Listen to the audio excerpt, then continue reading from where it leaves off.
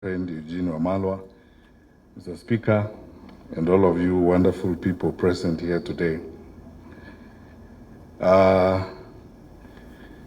For clarity, the Honorable David Murathe, who was being talked about, is my colleague member of Jubilee, the Vice Chairman of Jubilee. Kembi Gitura is also here, and Torome and Wanja Maina. These are now recently for the business of this red shirt I'm wearing, some of my compatriots. And thank you all of you for being here. Because we are not going to make long speeches, I want to start first of all by congratulating Honorable Muturi for doing this book. In the 90s, I'm actually looking forward to reading it. In the 90s, in the mid-90s, I served on a small committee with Professor Henry Ndangasi and the others in designing at the graduate school at the University of Nairobi a course that we call the African Autobiography. Because for those of you who may be students of literature and linguistics, the autobiographic genre became new to Africa probably late 60s and early 70s, because autobiography was mainly a predominant genre for Westerners in terms of writing. There are many theories you could go into on that particular basis, whether or not Africans didn't have stories to write or Africans didn't have to write about their lives and so on and so forth. But it's gratifying to see that now in Kenya, the genre has not only taken root, but it's very vibrant and present. And we are looking forward to reading what JB Muturi has done. But most importantly, I spent about 9 years working on legislative strengthening. And this is where I interacted actively with JB Muturi when I ran the Kenya Parliamentary Strengthening Program as first of all the deputy director, then country director for SUNY, and then later on the regional director for East and Southern Africa. We served together a little bit. I was reminding JB now on the ALP project, the African Legislatures project, when we did an analysis and put together data on Africa's 48 legislatures. What makes parliaments work, what makes parliaments tick, the characters and the types of parliaments and so on. JB has always been a very resourceful person. In fact, I could be forgiven to say that on the African continent, when you look at experiential exposure and education on legislative work and institutional development in legislation, JB could be one of the about 5 or 10 who have built that body of knowledge and experience in legislative practice that you could actually consult, very much like the big speakers we consult from the Commonwealth Parliament, like the Lok Sabha in India and Australia and so on. I remember many things. I was asking Eugene what I should reveal and what I shouldn't reveal. Then Eugene kept reminding me some of those are too sensitive to reveal. But I remember how we had a lot of discussions with JB the first time we started implementing the new constitution on how the president should behave when he goes to parliament.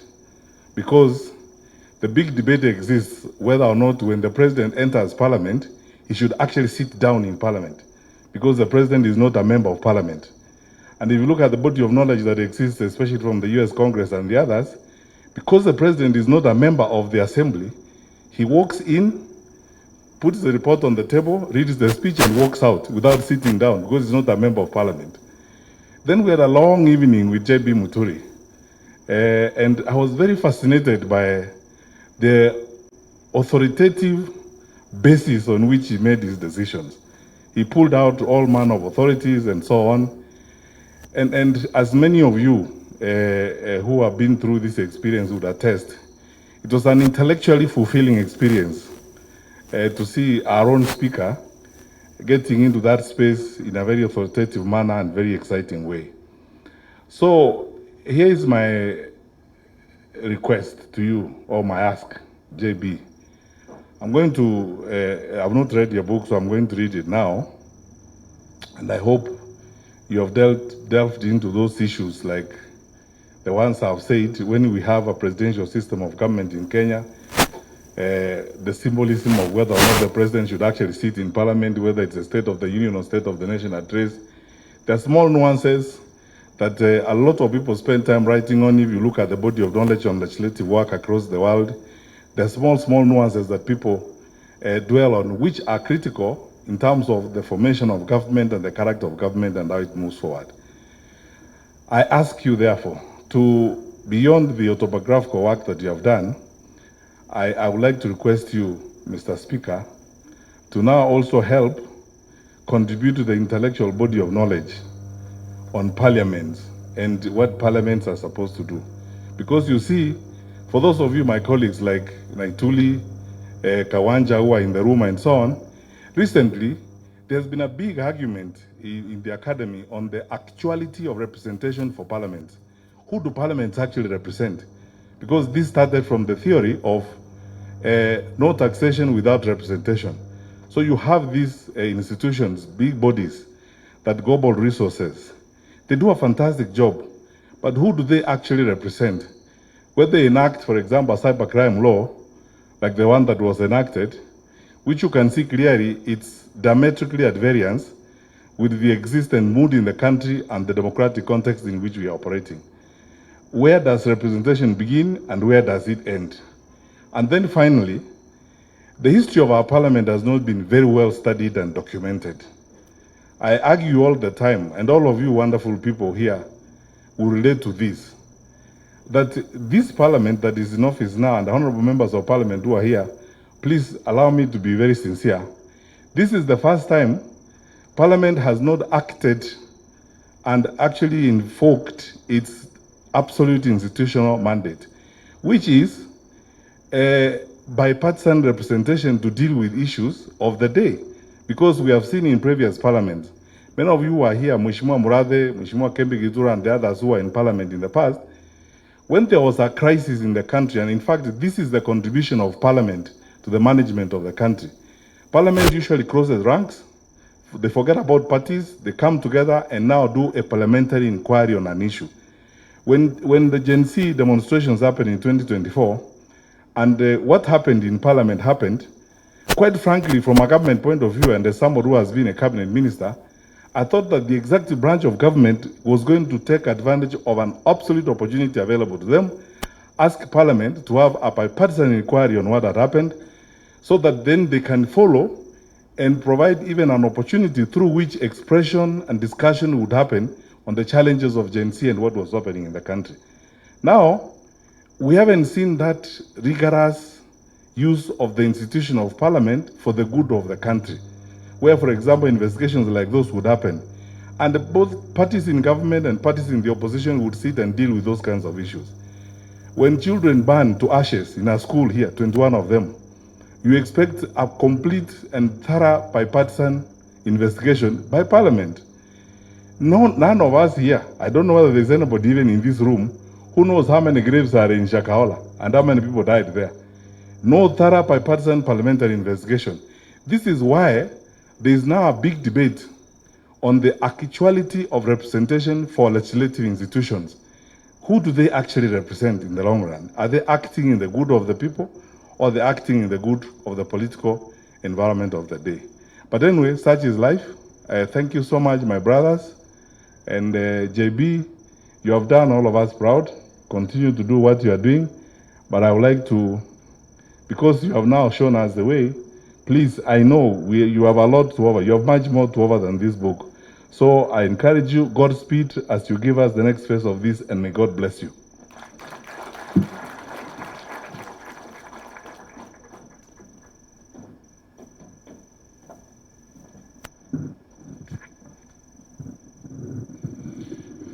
Thank you very much, Dr. Matiang'i. And let me take this opportunity to recognize one of my very good friends, many good friends who arrived when Dr. Matiang'i was on his feet. And this is none other than somebody I worked with in Parliament for many years, Mr. Michael Rotich Sialai, the immediate former clerk before Njoroge took over from him. And actually, after he left Parliament, he added another title. He's Ambassador, Balozi. Karibu sana Balozi CLI. Thank you very much, Fred. It's very enlightening to listen to people who have had that exposure of working with parliaments. And indeed, it's a very interesting discourse that you've alluded to. And I think when we were doing the new constitution, I think one of the things that, somehow we felt was going to capture some of these issues is, for instance, the heavy reliance and insistence in providing for public participation in our constitution. In fact, for Parliament, it is mandatory. They are required under Article 118 to do public participation whenever considering any bill, any motion, or any other business before the House of Parliament.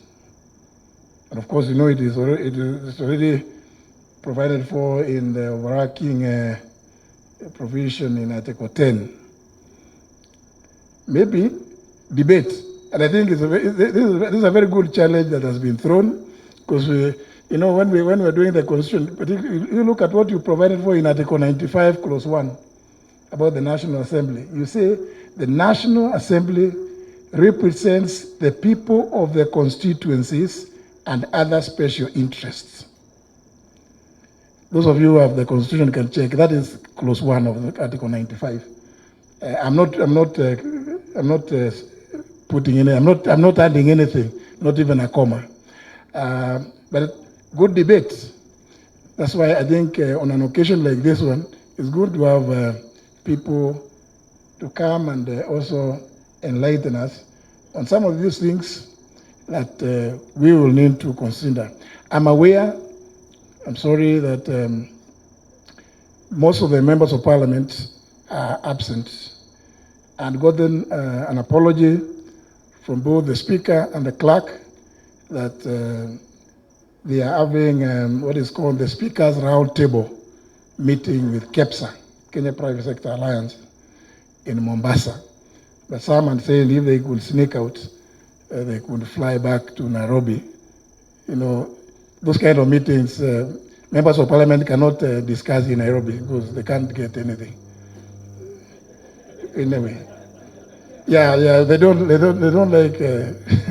I can say my good friend Honorable Mule is disputing, but it is the truth. Members of Parliament will not get the staff properly if you hold meetings like those ones in Nairobi. They prefer either in Mombasa, mainly Mombasa, or Naivasha. The environment there is usually conducive for members of Parliament. So that's why many of them are not here, and an apology had been given on their behalf by the clerk and the speaker. Many of my colleagues, judges particularly, are obviously not able to attend because we might say some few things here which might make them shiver. But they are with us in spirit. Many of them are very good friends, they are people we work together. In the book, there's a lot of reference to my class of 81. So many of them have sent me messages. Tuko nao pamoja. Na wengine, they send their apologies through Amina. I think they feigned sickness, some of them. But we will deal with that at another appropriate time. With that, ladies and gentlemen, allow me to invite my good brother, the very eloquent former Minister for Defense, the Honorable Eugene Ludovic Wamalwa.